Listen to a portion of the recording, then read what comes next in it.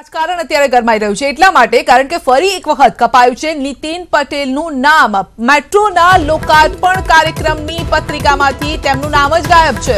આમંત્રણ પત્રિકામાંથી નીતિન પટેલના નામની બાદબાકી થઈ ગઈ છે।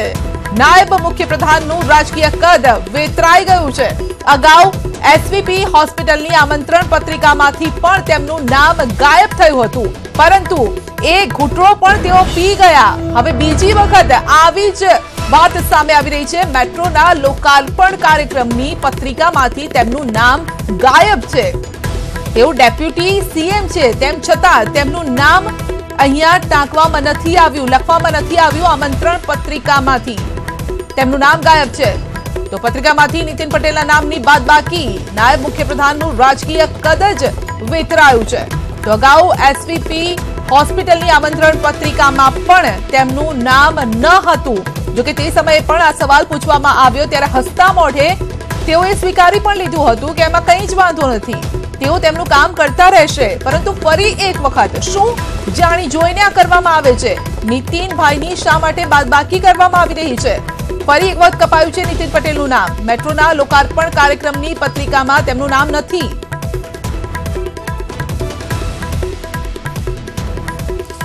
વધુ માહિતી મેળવીશું અને સહયોગી હિતેન્દ્ર બારોટ પાસેથી। જી હિતેન્દ્ર, પહેલી વખત તો હસતા હસતા આ ઘૂંટડો પી ગયા નીતિનભાઈ, પરંતુ બીજી વખત હવે તેમનું નામ આમંત્રણ પત્રિકામાંથી ગાયબ કરાયું છે। શું જાણી જોઈને આ કરવામાં આવી રહ્યું છે? કોઈ કારણ આની પાછળ?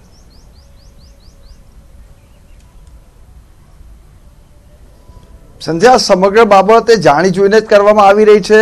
અગાઉ પણ જ્યારે અમદાવાદની મહાનગરપાલિકા દ્વારા સંચાલિત સરદાર વલ્લભભાઈ પટેલ હોસ્પિટલનું લોકાર્પણ કરવામાં આવનાર હતું એ સમયે પણ રાજ્યના નાયબ મુખ્યપ્રધાન નીતિન પટેલનું નામ આમંત્રણ પત્રિકામાંથી બાદબાકી કરી દેવાઈ હતી।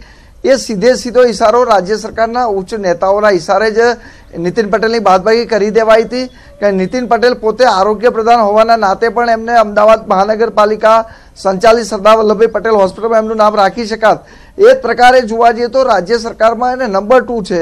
પોતે નાયબ મુખ્યપ્રધાન હોવાના નાતે અમદાવાદ મેટ્રોનો કાર્યક્રમ જ્યારે વડાપ્રધાન નરેન્દ્ર મોદીના હસ્તે જ તેમનો જ્યારે પ્રથમ તબક્કો લોકાર્પણ થવાનો હોય ત્યારે એમનું નામ રાખી શકાયું હોત। આ આમંત્રણ પત્રિકામાં વડાપ્રધાન નરેન્દ્ર મોદી, વિજય રૂપાણી, જાપાનના રાજદૂતનું નામ પણ ખાસ ઉલ્લેખ કરવામાં આવ્યો છે। એ જ પ્રકારે જોવા જઈએ તો મેયર બિજલબેન પટેલનો નામનો પણ ઉલ્લેખ કરવામાં આવ્યો છે। નિમંત્રક તરીકે મેટ્રોના નિયામક એવા આઈપી ગૌતમ કે જે અમદાવાદ મ્યુનિસિપલ કોર્પોરેશનના પૂર્વ કમિશનર હતા એમના નામનો પણ ઉલ્લેખ છે, પરંતુ નાયબ મુખ્યપ્રધાન નીતિન પટેલના આમંત્રણ પત્રિકામાં સ્થાન આપવામાં નથી આવ્યું।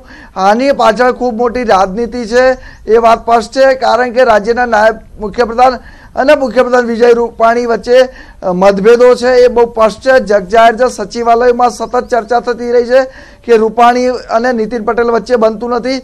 આગામી લોકસભાની ચૂંટણીમાં નીતિન પટેલને ગાંધીનગર કે મહેસાણા લોકસભાની બેઠક ઉપરથી ચૂંટણી લડાવીને એમને દિલ્હી મોકલી દેવામાં આવશે એવું પણ સચિવાલયના સૂત્રો કહી રહ્યા છે, જેથી ગુજરાત સરકારની અંદર એકદમ ચિત્ર સ્પષ્ટ થઈ જાય ને રૂપાણી પોતે પોતાની રીતે સમગ્ર સરકાર ચલાવી શકે।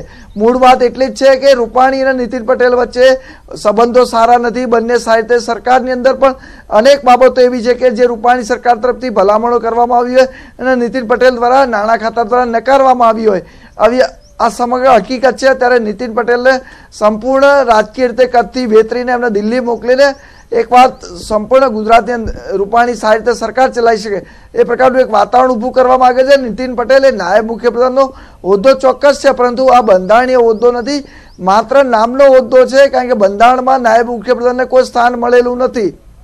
જી જી, એટલે સ્થાન નથી મળ્યું એટલે આમંત્રણ પત્રિકામાં પણ સ્થાન નહીં મળે, કારણ કે આ નરેન્દ્ર મોદીનો પણ એક ડ્રીમ પ્રોજેક્ટ માનવામાં આવે છે અને આ ડ્રીમ પ્રોજેક્ટમાં જો નીતિનભાઈનું નામ ન હોય, શું આ અંગે નરેન્દ્ર મોદી પણ અવેર હશે, અમિત શાહ પણ અવેર હશે? અને જે રીતે આપ પણ કહી રહ્યા છો કે બંને વચ્ચે બનતું નથી, કારણ કે એ સમયે પણ જ્યારે આ નામ ડિક્લેર થવાનું હતું એટલે છેલ્લી ઘડી સુધી નીતિન પટેલનું નામ ચાલતું હતું કે સીએમની રેસમાં નીતિન પટેલ આગળ છે અને અચાનક જ એક જ દ્રાસકે નામ વિજય રૂપાણી આવી જાય છે। એટલે નારાજગી ક્યાંક નીતિન પટેલની ત્યાંથી જ શરૂ થઈ ગઈ હતી અને પછી આ પ્રકારનું નીતિન પટેલને ભોગવવું પડે છે।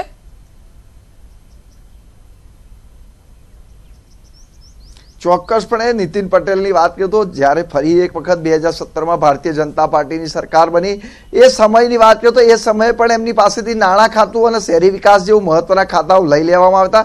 એમને આટલા સિનિયર નેતા હોવા છતાં પણ એમનું કદ વેતરી નાખવામાં આવ્યું હતું. આમ જોવા જઈએ તો તેઓ 1990થી સરકારમાં અને સંગઠનનો અનુભવ ધરાવી રહ્યા છે. 95માં કેશુભાઈની સરકારમાં પણ તેઓ આરોગ્ય પ્રધાન હતા, અત્યારે પણ તેઓ આરોગ્ય પ્રધાન છે. એટલે એક વાત ચોક્કસ છે કે મિનિમમ 30 વર્ષ કરતાં પણ વધુનો તેઓ અનુભવ ધરાવી રહ્યા છે. જ્યારે એની સરખામણીમાં જોવા તો મુખ્યપ્રધાન તરીકે અત્યારે વિજય રૂપાણી પોતે પ્રથમ વખત 2015માં ધારાસભ્ય બન્યા, સીધા તેઓ કેબિનેટ પ્રધાન અને પાણી પુરવઠા પ્રધાન બન્યા અને 2 વર્ષની ટૂંકા ગાળામાં તેઓ મુખ્યપ્રધાન પણ બન્યા. એટલે આ વાતનો પણ સતત નીતિન પટેલ અને એના સમર્થકોને પણ રજ થતો રહ્યો છે. નીતિન પટેલને પણ કંઈક એવો અહેસાસ છે કે પોતે સિનિયર નેતા હોવા છતાં પણ પાર્ટી દ્વારા એમને અન્યાય થયો છે. બીજું, રૂપાણીને પણ પોતાને એવું લાગી રહ્યું છે કે નીતિન પટેલ જે રીતે સરકારના અનુભવી છે, ગુજરાત સરકારના સચિવાલયના અધિકારીઓ પણ આજે પણ નીતિન પટેલથી બીવે છે. કારણ કે નીતિન પટેલ જે રીતે સરકારમાં અનુભવ ધરાવે છે અને ફાઇલોનો પણ ખૂબ સારો અનુભવ છે, જેના કારણે અધિકારીઓ ખૂબ ડરતા હોય છે. કોઈ પણ અધિકારી ખોટું કરતા પણ ડરતો હોય છે. એના કારણે પણ રૂપાણી સરકારને પણ એવું લાગી રહ્યું છે કે જો નીતિન પટેલ હશે તો તેઓ પોતાનો સરકારમાં પ્રભાવ ઉભો નહીં કરી શકે.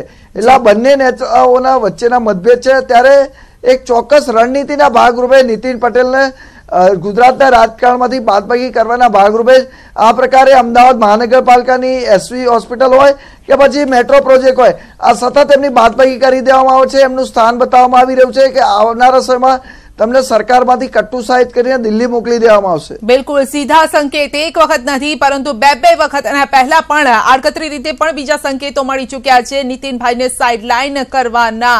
હિતેન્દ્ર, આપનો આભાર અમારી સાથે જોડાવા બદલ.